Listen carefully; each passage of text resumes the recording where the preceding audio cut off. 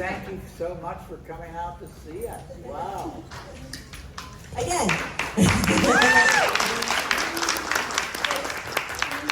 realize, whoops, got it. You realize that without you, we wouldn't be here. Exactly. I would be doing 55 yard work. years later, we wouldn't be here. Thank you so much for your support of our film. 55 years. That's crazy. Who would have thunk that this little movie that you guys made would have such an impact and stand the test of time this long?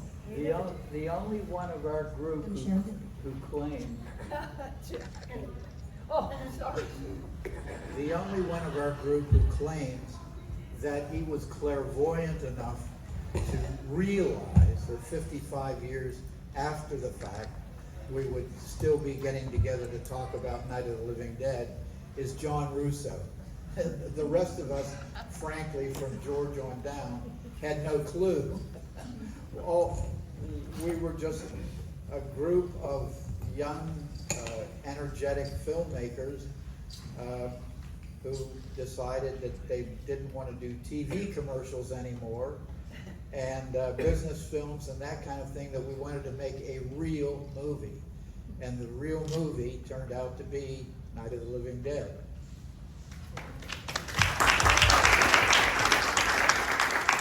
So this is such an iconic, legendary, revolutionary film. Let's go back to the beginning of you shooting it. If you remember, do you guys have any recollection of the first scene you got to shoot? We know exactly what it was.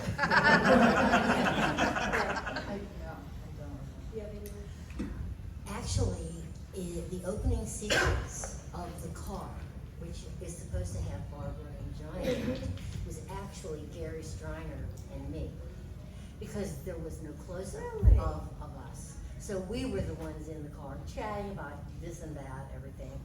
And so that's something, I don't believe I've ever shared that with anybody. I never knew that. Yes.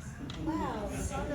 You heard it here first, folks. I think my first shot, I was running in the woods, and I had bare feet, or at least one bare foot. But yeah, I remember running in the woods and then running along a road where George Romero was in the trunk of a Lincoln Continental. The bonnet is up and he's filming as I'm running hell-bent down the road. The first dialogue sequence was the cemetery sequence between Johnny and Barbara. And that was the very first day of filming, along with the other shots that they're mentioning, with Gary driving the car with Judy in it. And we didn't get finished with the cemetery scene the very first day. And so we kept putting it off, the finishing of that scene, kept putting it off and putting it off and putting it off. So consequently, it was the very first day of filming and it was the very last day of filming. And in between time, about 3 months had elapsed. We started filming in early June of 1967, and it was in getting into October, about this time, maybe even a little bit later, in October, by the time we finished filming. And this was southwestern Pennsylvania, where the weather is slightly different than it is here in Texas. Between June 1st and let's say middle of October, by the time we got to the middle of October shots, that these scenes had to be edited together, it was cold and it was rainy, and we had to be careful because sometimes you could see vapor coming out of our mouths, which is hard to work around. And it was also threatening with rain. So we had to do something to cover whether it was actually going to be raining or not. But you don't need to know all of that minutia, but coincidentally, that cemetery scene embodies both the very first day of filming and the very last day of filming.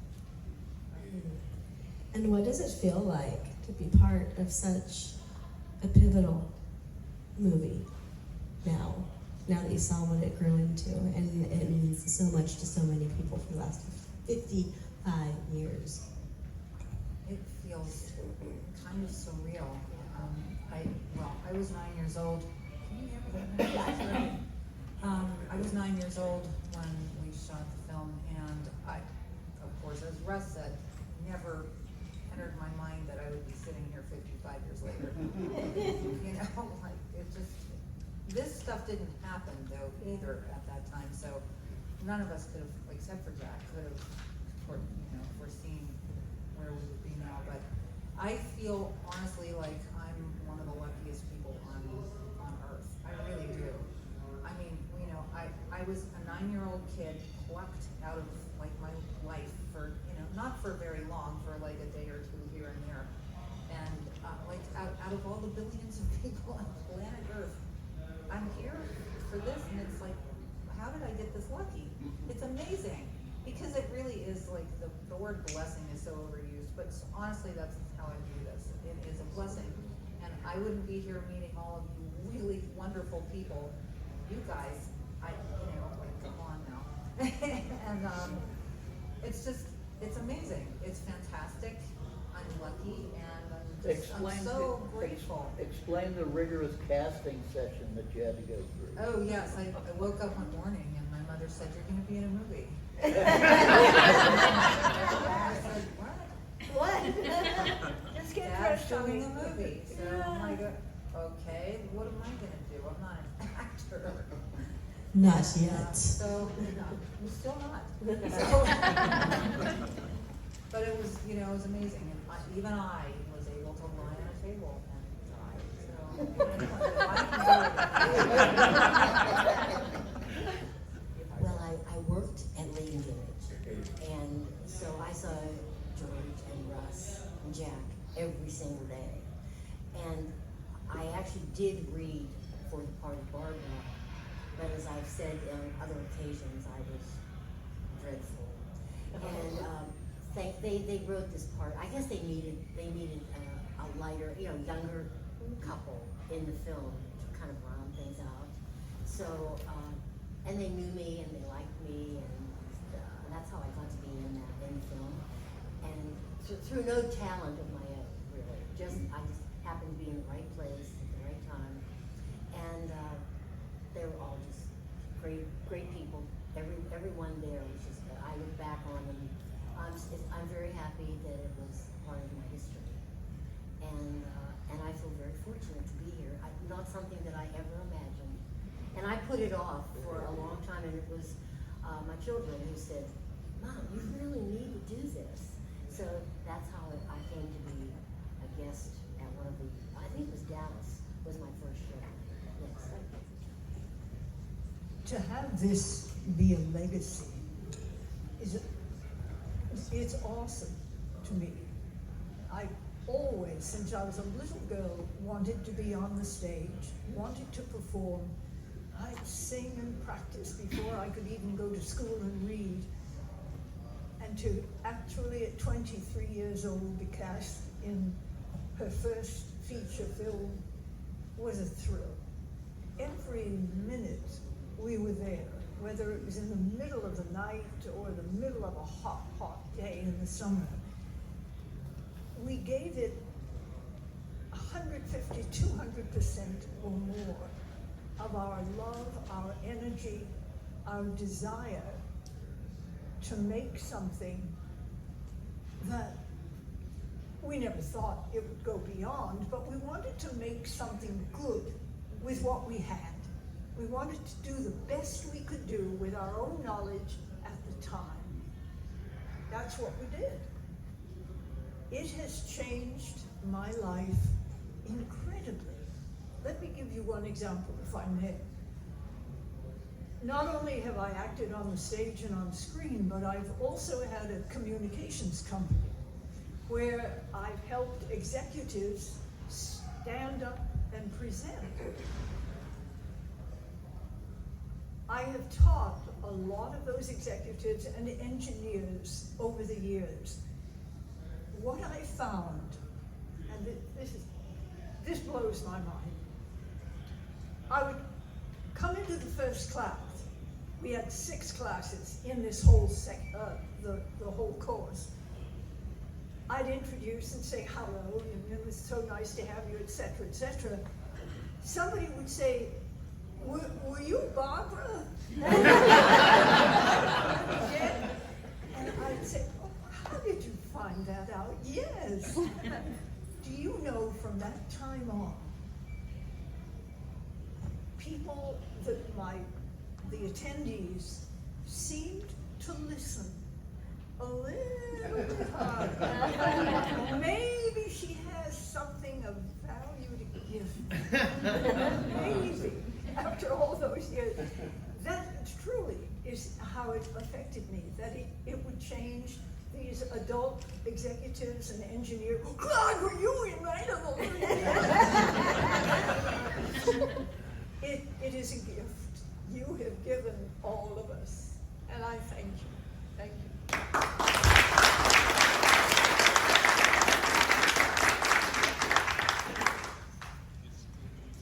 I first met George Romero roughly 10 years before we made Night of the Living Dead.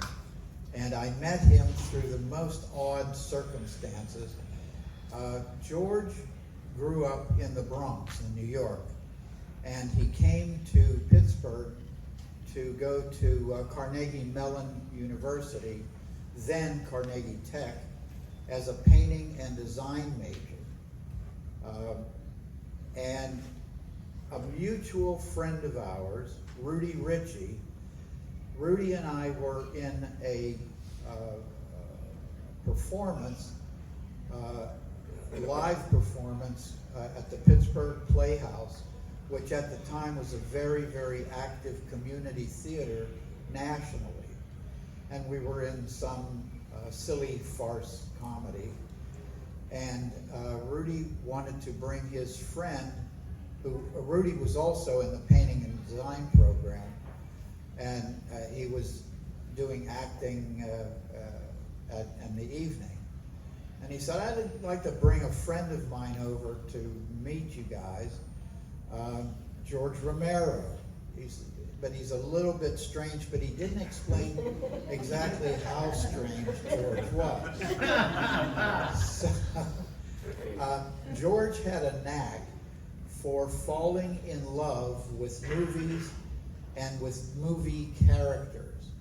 And at this point in time, he happened to have fallen in love with a movie called Cyrano de Bergerac, Jose Ferrer playing the lead character in Cyrano. After the show, into our dressing room, Rudy and I were sharing a dressing room with a few other people, comes George Romero dressed in a black satin cape with a red satin lining, spouting lines from Cyrano de Bergerac. Magnificent, my nose. And he had all the dialogue down. And he would work his way, not that particular night, but he worked his way through characters. He landed on Marlon Brando, and Brando was one of his favorites, everything from Viva Zapata. So depending on what movie was in George's favorable list at the time, you might find yourself talking to Marlon Brando or Cyrano de Bergerac or you name it. But that's how I first got to meet him. And a few months later, George contacted me and said, I'm making a movie, which was his first 16mm movie. I knew nothing about movies, and I mean literally nothing. I didn't know which end of the camera you were supposed to point. But he wanted me to be an actor in a movie called Expostulations, which I did And the very first day of shooting, I became enamored with the production process. And George and I started to hang out, and about 10 years later, we completed our first real movie, being Night of the Living Dead.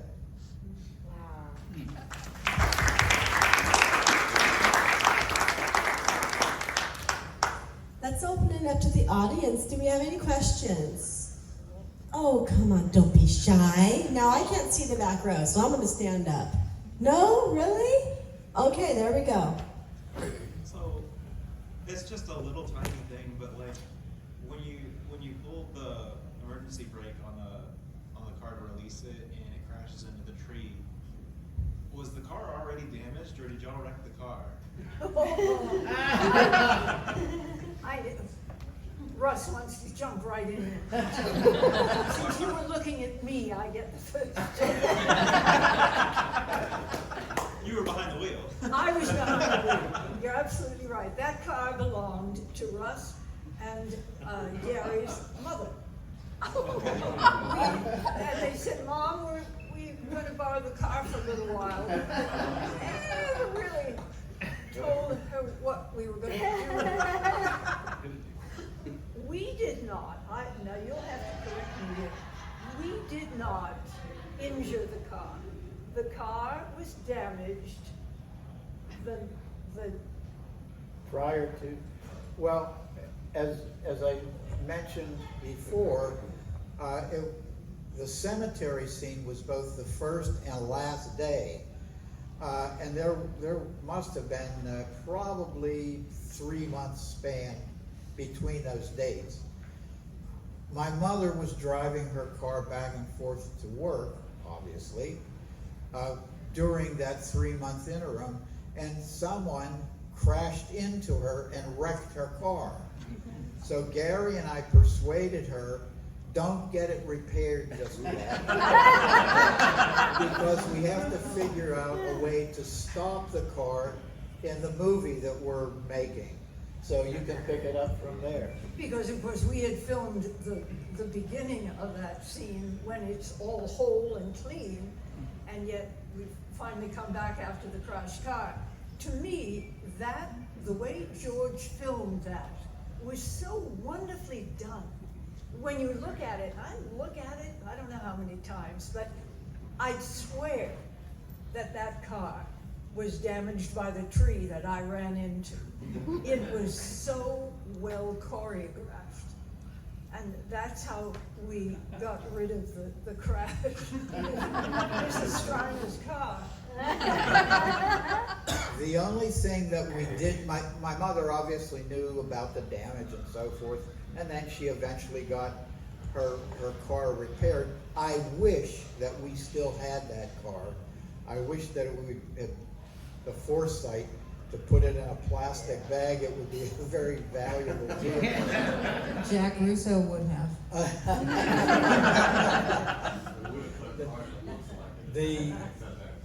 The thing that my mother didn't know is that she didn't know that when Bill Heinzman, the cemetery ghoul, was trying to get after Barbara, that the passenger side window was going to be broken by Bill Heinzman slamming a rock into it. She didn't know that until she saw the movie in the movie theater the first night, the premiere of Night of the Living Dead. My brother Gary had the wits and foresight to, before the filming, he went to a scrapyard that was not too far from our house, and he bought a replacement window. So we were able to pull a fast one on my mother and replace the window before she knew anything happened to it. Oh, yes. And speaking of the premiere, do you guys have any memories from the premiere? Did you get to attend? Oh, golly, yeah. We had limo. It was so exciting. My hair at that time was as long as it was in the film, because of course all that time had passed. but we were allowed to invite just a few select friends. How exciting that was. I can remember that night holding that drink, talking to Dwayne, laughing. But It one was of the most 55 exciting. years ago tomorrow will be exact. Yeah, That's right. 55 years tomorrow night.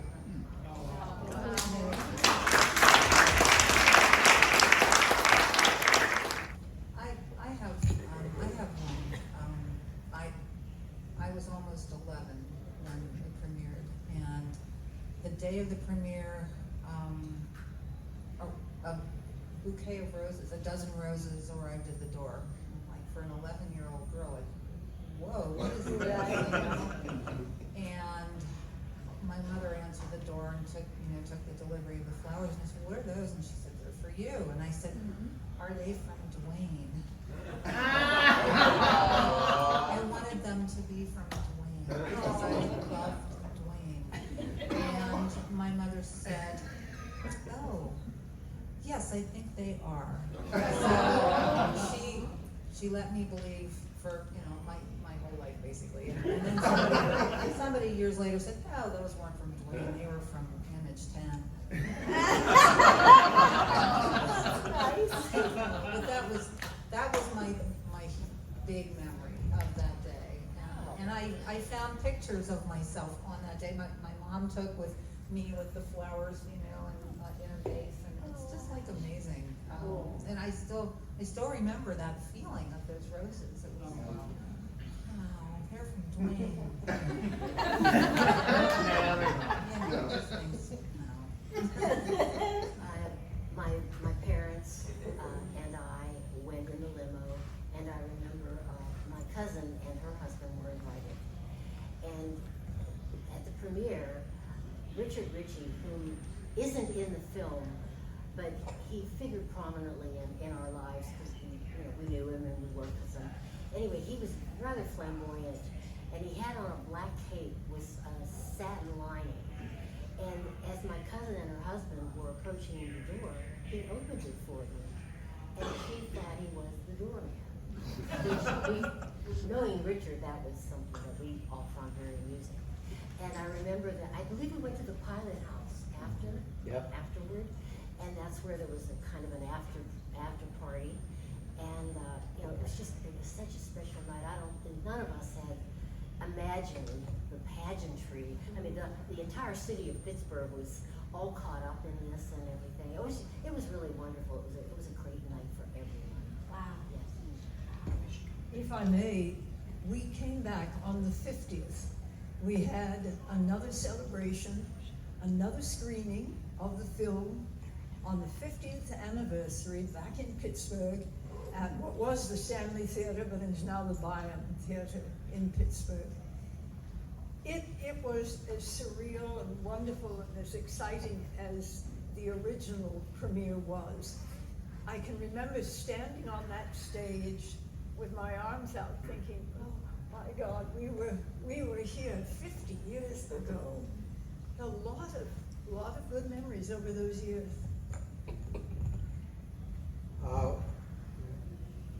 Again, you have to remember, I think it was Rudy Ritchie, a friend of ours who I mentioned that I was in the show with. Rudy was a very, very talented writer who unfortunately squandered most of his talent as a writer. He felt, although he was a close friend of ours, he felt that Night of the Living Dead was beneath our intellectual capabilities. He looked at it as a B movie, and he was a little more high-minded about what we should all be doing with our careers, completely overlooking the fact that this was our first time out of the gate. And if we didn't treat Night of the Living Dead seriously, probably no one else would.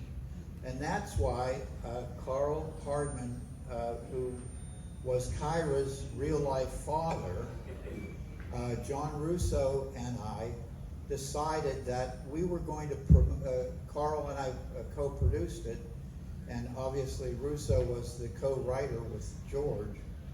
If we didn't treat it seriously, probably nobody else would, including the media.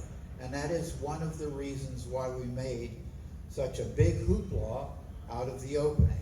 It was the first complete feature film that was filmed in Pittsburgh. And we were able to rouse up enough media interest in, of all things, a horror film. But that particular spectacular launch of Pittsburgh's first full-length feature film did indeed pay off. The one downside to the premiere was that my grandmother was in the audience. She knew that we were working on a film. She had no idea what the subject was. She just knew that we were making a movie. So, here's her grandson, Russell, in the first 7 or 9 minutes of the film, getting into a tussle in the cemetery, and out of the dark, there were 1,400 people at the premiere, and out of the darkness you hear this little grandmotherly voice when Bill Heinzman and I were fighting, "Russell, he broke your glasses." The reaction from the live audience was exactly the same reaction that you just provided. So, my grandmother did not, I don't believe she saw the rest of the film. That was her. Russell got his glasses broken, and then his head hit on a tombstone. Forget it. Grandma Streiner is out of here.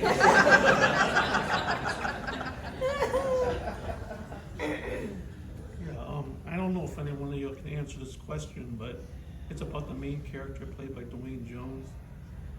Up until then, we hadn't seen like a whole lot of strong African-American heroes portrayed on the screen. And so my question is, when Russo and Romero wrote the screenplay, did they intentionally write the main character as a black character? And if so, are they trying to make a statement about racism in the country at the time? No, not at all. And yes, I'll defer to Russ because he has far more detail. But that never came into play. In fact, it was just a generic writing of a truck driver, I believe, at that time, to play the role. How Dwayne got the role is, I don't know if you've heard that story before, but I'll turn it over to Russ. He knows the details. Dwayne, bottom line, had the best audition of all the people who auditioned for it. And there were good old white boys in there auditioning too. Dwayne was the best, and we wanted the best. That's awesome.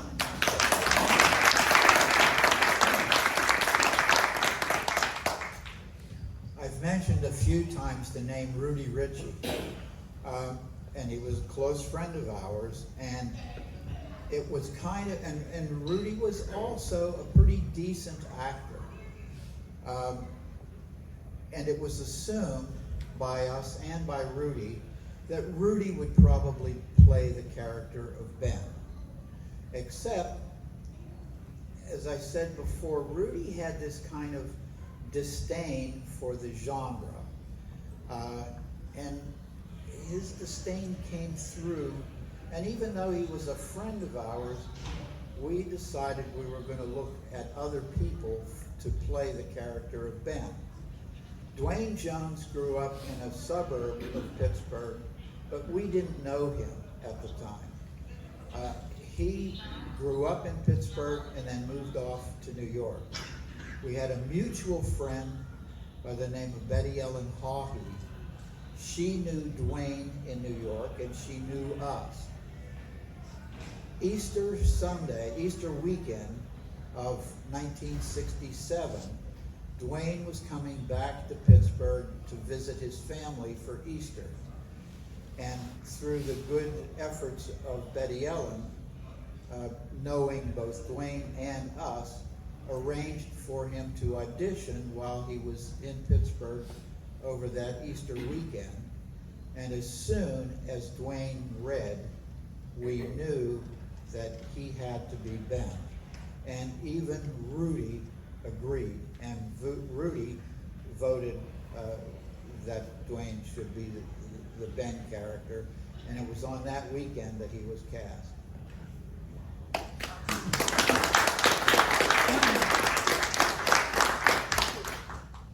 Did you ever see the version that came out after you were colorized? It was brought out in color, and did you see that, and what did you think of it? I did see it, and a very long, painful, convoluted story about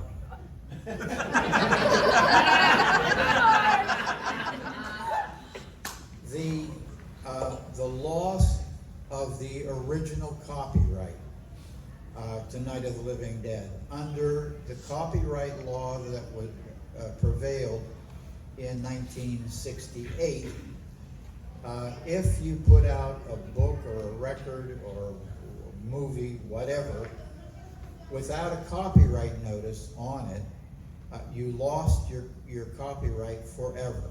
That law has since changed. And Night of the Living Dead was one of the reasons why the copyright law was changed.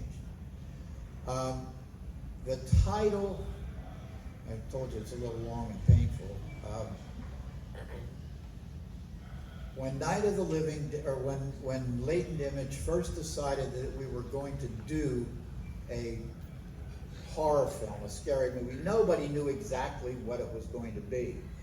So our business manager, a guy who really kept us together, a fellow by the name of Vince Cervinsky, he opened a job jacket at Latent Image called Monster Flick. So that was technically the first name for Night of the Living Dead, but obviously Monster Flick, not very commercial. So we attached a working title to it called Night of the Flesh Eaters.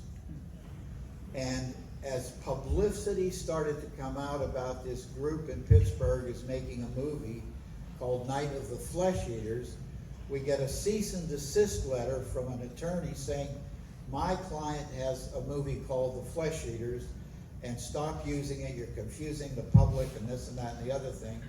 Well, we didn't want our first movie out of the gate, we didn't want to start off with a series of lawsuits. So George suggested, why don't we put a title on it that nobody knows? We put a title on it called Night of Anubis. Anubis being one of the Egyptian gods of the dead. So the very first complete print of the movie had the title Night of Anubis along with a copyright. Okay, fine. We take it out and try to round up a distribution deal, which we did, but the distributor said, Anubis, what the hell is Anubis? Nobody is going to come to a movie called Anubis. Get out of here. And that's when we put the title Night of the Living Dead on it. And it was their responsibility, the distributor's responsibility, to put the copyright that was on Anubis, put it on Night of the Living Dead, and they failed to do that. And that opened 50 years of nightmares for us, to be honest. But that's how the long, painful story as to how Night of the Living Dead got released without a copyright on it. And we didn't see any of the distributor's prints until the night of the afternoon of the premiere. We're looking at the movie. Where'd the hell did the Anubis copyright go? It's gone. And it was absolutely too late to do anything about it. So here we are. We made these big plans for an opening premiere, and the distributor's first prints come in without a copyright on it. So that, again, long, painful story.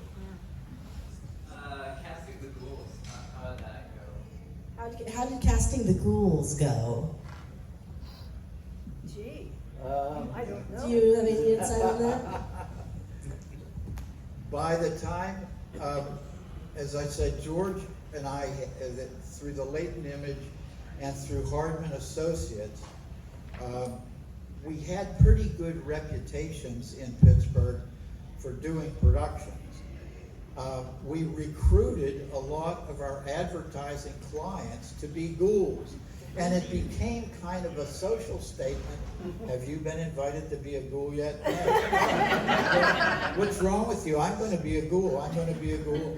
And to be honest, we had all of the ghouls that we needed, and all the ghouls got paid $25, but many, many, many of them were our real-life advertising clients, not only of the Latent Image, but of Hardman Associates as well. And a lot of the others you see in the background.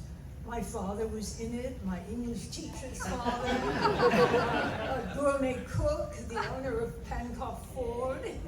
We had anybody and everybody. When George said, we need a few more bodies for the posse scene we're going to shoot tomorrow, boy, we just call up your bridge partners or your golf buddies. Wow. Yeah. Favorite memory on the movie with George? Favorite memory of working with George or Dwayne? Or both? Go. Why are you looking at me? Stop looking at me. Yeah. I remember the night that my dad got shot. That was fun. Because he didn't really die. So, but I was out there the night that they did the scene between Dwayne and my dad. And my dad, you know, like a shot would go off, and my dad would try to stumble down the stairs, but he kept getting caught in that coat tree. And it kept following him, you know, around the corner. And how many times did they redo that scene? And everyone was laughing like hysterically. I don't know how anyone kept a straight face during the final scene that they did, but it was very, very funny. So when I see the scene, when I was younger, it used to bother me seeing him shot, but now I harken back to that ridiculous coat tree incident and like repetitive coat tree incident. And it just makes me laugh now. So people think I'm nuts when I laugh when I see my dad. That was one of the longest dying sequences filmed. It's going down the stairs.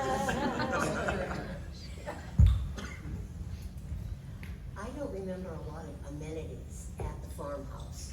No. And it was bare bones. And I remember that if you needed to use the bathroom upstairs, you had to go down to the creek and fill a bucket with water and then bring it up so that the next person would have, you know, a flushable toilet. And I also remember that the crew, George, and I think George included, I don't really know this for certain, they would spend the night in the farmhouse, and when there was going to be several days of shooting, and they would sleep in sleeping bags, because getting a hotel or a motel room was a cost that nobody wanted to incur. So if you could possibly get yourself home, I remember driving home, and I think my parents found me the next morning asleep on the glider. That's as far as I got. I was so tired. And I managed to get to bed. But we did everything we could to keep costs down. And that included everyone just living this film, just devoted to it, through whatever means were necessary. That's my report. For me, George's creativity, the older I get, the more often I see the film, I see what he brought to it that helped make it the unique film that it is. Funny man, easy to work with, at least I found so. He gave us actors a freedom to be in a scene. He said, here's what I'd like to accomplish. We don't have much dialogue, but if you want to improvise, you can. So we did improvise some of the dialogue. There was a great deal of freedom, which you didn't often have, especially in a stage show, something like that. But he also taught me how to load film cartridges in a black bag. And when you're away from the studio and you have to have that film stock ready to go, he taught me how to do that. I was scared to death that I would make a mistake and we'd ruin some of the film. Didn't have film to ruin. But what a memory that was of his showing me how to work in that bag, getting that thing all wrapped up. Fortunately, we didn't lose any stock. To follow up on, some of us spent nights, I didn't spend too many, but George and John Russo and a few others did spend nights in the house. First of all, we didn't have security, so somebody had to keep an eye on all the equipment and so forth. George was lucky. He didn't have a sleeping bag. He had a cot. And our nickname for George was Bocat. And now remember, George was 6'4", a large guy. He took a look at the cot and he said in a silly voice, "This cot don't hold Bocat." Well, he tried for a few nights and guess what? The cot didn't hold Bocat. Collapsed under him. And he ended up sleeping on the floor. But George and I were friends and business partners for 60 years. And if you want to come by our table and see some of the memorabilia from the film, photographs mostly, I will show you George's actual sunglasses. When he passed away, his widow wanted me to have some personal items of his, and I have one of those personal items with me, and I'll be happy to show you George's actual Goliath sunglasses. I think that's the best way to end this. Everyone give it up.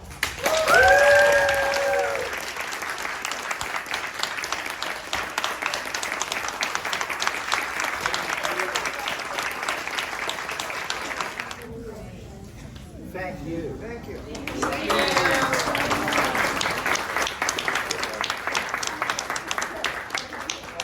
Before everyone runs out, I sincerely want to tell you that we made the best film we could with what we had available at the time. But it's you all who have made it a classic. So we genuinely thank you.